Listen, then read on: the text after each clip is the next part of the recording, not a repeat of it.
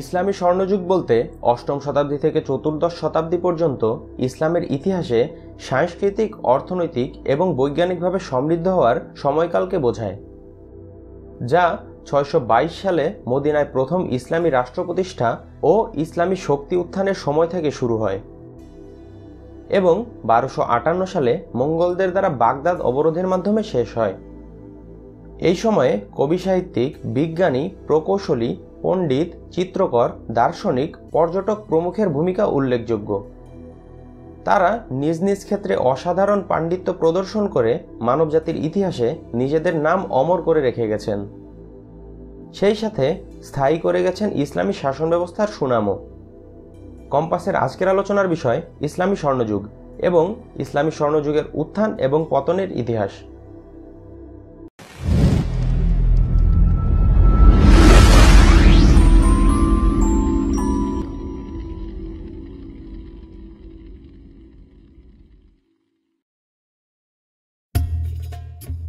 ইসলামী সাম্রাজ্যগুলোর একটি ঐতিহ্য ছিল তারা যুদ্ধে দখলকৃত দেশ বা অঞ্চলের কোনো কিছু ধ্বংস করত না, বরং অনেক কিছু তারা সংরক্ষণ করত, যেমন রাস্তাঘাট, দালান, কিছু কিছু সংস্কৃতি, এমনকি শাসন ব্যবস্থাও।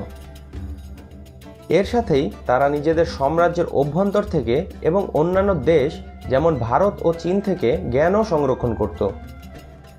এসব অনুশীলন অবশ্য চলে আসছিল উমাইয়া খেলাফতের সময় থেকে, তবে এর পূর্ণ চর্চা শুরু হয় আব্বাসীয় খেলাফতে এসে। আব্বাসীয় খেলাফতের দ্বিতীয় খলিফা আল মনসুর বাগদাদ প্রতিষ্ঠা করেন এবং পরবর্তীতে সাম্রাজ্যের রাজধানী বাগদাদে স্থানান্তর করেন। এই বাগদাদই ছিল ইসলামী স্বর্ণযুগের কেন্দ্র। আব্বাসীয় খেলাফতের পঞ্চম খলিফা হারুনুর রশিদের শাসনামলেই মূলত ইসলামী স্বর্ণযুগ তার শিখরে ছিল। খলিফা হারুনুর রশিদ তার শাসনামলে বিভিন্ন জাতি বা ধর্মের মানুষের মধ্যে ভেদাভেদ করতেন না, বরং সকল মানুষকে তার শিক্ষা ও জ্ঞানের ভিত্তিতে মর্যাদা দেওয়া হতো। তিনি বাগদাদের বিখ্যাত গ্রন্থাগার বাইতুল হিকমা বা হাউস অফ উইজডম প্রতিষ্ঠা করেন। এই বাইতুল হিকমাতেই পরবর্তীতে খলিফারা বিভিন্ন দেশ থেকে বিভিন্ন বিষয়ের পণ্ডিতদের এনে তাদের মাধ্যমে জ্ঞান সংরক্ষণ এবং অনুবাদ করতেন। ইসলামী স্বর্ণযুগের উত্থানের পেছনে অনেকগুলো ব্যাপার প্রত্যক্ষ ও পরোক্ষভাবে সহযোগিতা করেছে। প্রথমে আসা যাক ধর্মীয় দৃষ্টিকোণের দিকে। পবিত্র কোরআন শরীফে এবং হাদিসে জ্ঞানার্জনের জন্য সবসময় মানুষকে নির্দেশনা দেওয়া হয়েছে। ধর্মীয় এসব অনুপ্রেরণা ছিল আজকের যুগের পরিচিত অধিকাংশ মুসলিম মনীষীর মূল চালিকা শক্তি। এরপর আসে সরকারি সাহায্য সহযোগিতার কথা।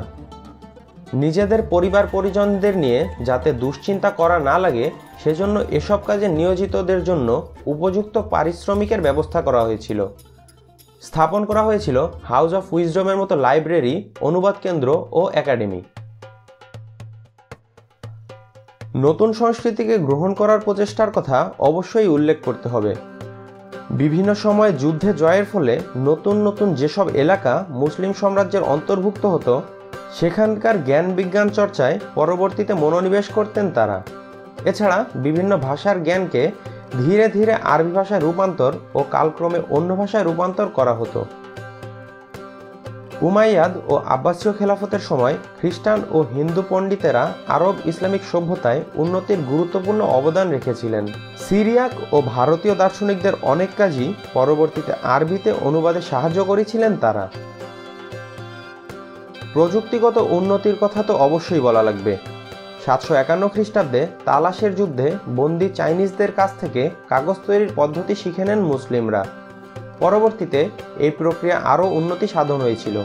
ইসলামের স্বর্ণযুগের উত্থানের পেছনে যা এক গুরুত্বপূর্ণ নিয়ামক। আরও কিছু ব্যাপারও এর পিছনে গুরুত্বপূর্ণ ভূমিকা রেখেছে। এ তালিকায় প্রথমে আসবে হজের কথা। বিশ্ব মুসলিমের এই মিলন মেলা একই সাথে নানা চিন্তাভাবনার আদান প্রদানেরও সুযোগ তৈরি করে দিত। আরবের বণিকদের ভূমিকাও ছিল এক্ষেত্রে অনস্বীকার্য। ব্যবসার উদ্দেশ্যে তারা চীন, ভারত, দক্ষিণ পূর্ব এশিয়া, আফ্রিকা ইত্যাদি বিভিন্ন জায়গায় যেতেন। ব্যবসায় আর্থিক মুনাফার পাশাপাশি সেখান থেকে নানা প্রযুক্তিগত জ্ঞানও নিয়ে আসতেন তারা। ইসলামের স্বর্ণযুগে মুসলমানরা জ্ঞান বিজ্ঞান চর্চায় যে কী পরিমাণ অগ্রগতি অর্জন করেছিল তা ভাবলেও আশ্চর্য হতে হয়। সকল পণ্ডিত ও বিজ্ঞানীদের নাম এবং তাদের অর্জন বলে শেষ করা যাবে না, তাই কিছু উল্লেখযোগ্য পণ্ডিত ও বিজ্ঞানীদের কথা উল্লেখ করা হলো। বীজগণিত, অ্যালগরিদম এবং হিন্দু আরবীয় সংখ্যা বিকাশ ও উন্নয়নে মোহাম্মদ ইবনে মুসা আল খাওয়ারিজমি উল্লেখযোগ্য ভূমিকা পালন করেন। তাকে বীজগণিতের জনকও বলা হয়। আল বিরুনি তার আলোক বিষয়ক গ্রন্থে উল্লেখ করেছেন যে আলোর গতি শব্দের তুলনায় অসীম হতে পারে।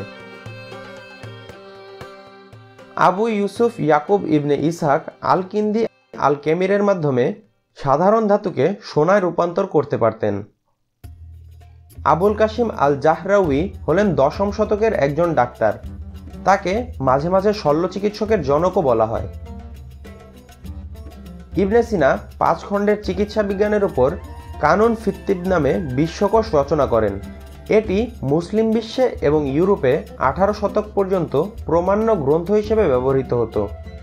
ইউনানি চিকিৎসায় এখনও এর অবদান অপরিসীম। ইবনে খালদুনকে আধুনিক সমাজবিজ্ঞান, হিস্টোগ্রাফি, জনমিতি, অর্থনীতির জনক হিসেবে বিবেচনা করা হয়। আস্তে আস্তে এক সময় বিবর্ণ হতে শুরু করে মুসলিমদের গৌরব মাখা সেই স্বর্ণযুগ। 11 শতকে শুরু হওয়া ক্রুসেড ক্রমেই অস্থিতিশীল করে তোলে গোটা মুসলিম বিশ্বকে। এর অল্প কিছুদিন পরেই 13 শতকে ভেতরে ভেতরে ধুঁকতে থাকা মুসলিম বিশ্বের সামনে এসে দাঁড়ায় আরেক ত্রাস, মঙ্গলদের আক্রমণ। 1206 খ্রিস্টাব্দে চেঙ্গিস খানের নেতৃত্বে মধ্য এশিয়ায় গড়ে উঠেছিল শক্তিশালী মঙ্গল সাম্রাজ্য। 1258 সালের 29 জানুয়ারি হালাকু খানের নেতৃত্বে মঙ্গল বাহিনী ও তার মিত্র শক্তিদের সামনে তছনছ হয়ে যায় আব্বাসীয় খেলাফতের রাজধানী, তখনকার দিনের অন্যতম সমৃদ্ধ নগরী বাগদাদ। 10 ফেব্রুয়ারি পর্যন্ত 13 দিন চলা সেই অভিযানে মঙ্গল বাহিনীর ছিল 1,20,000 থেকে 1.5 লক্ষ সেনা। অপরপক্ষে আব্বাসীয় খেলাফতের সেনা সংখ্যা ছিল সেই তুলনায় বেশ কম, মাত্র 50,000 প্রায়। যুদ্ধে মুসলিমরা শোচনীয়ভাবে পরাজিত হয়। মঙ্গল বাহিনীর ক্ষয়ক্ষতির সঠিক পরিমাণ জানা না গেলেও সেটা ছিল খুবই নগণ্য। অন্যদিকে আব্বাসীয়দের পক্ষে থাকা সকল সেনাই সেই অভিযানে নিহত হয়েছিল। পাশ্চাত্য সূত্রানুসারে সেই যুদ্ধে প্রায় 2 লক্ষ থেকে 8 লক্ষ নাগরিক মারা গিয়েছিল। অপরদিকে আরব বিশ্বের মতে এ সংখ্যাটি 20 লক্ষ প্রায়। অধিকাংশ ঐতিহাসিকের মতে মঙ্গলদের এই আক্রমণই ছিল ইসলামের সোনালী যুগকে ইতিহাসের অধ্যায়ে পরিণত করার মূল নিয়ামক। কালক্রমে একসময় অটোমান সাম্রাজ্য উঠে দাঁড়ালেও ইসলামের সোনালী যুগ আর কখনোই ফিরে আসেনি, বরং সোনালী সেই সূর্য কালে কালে অস্তমিতই হয়েছে।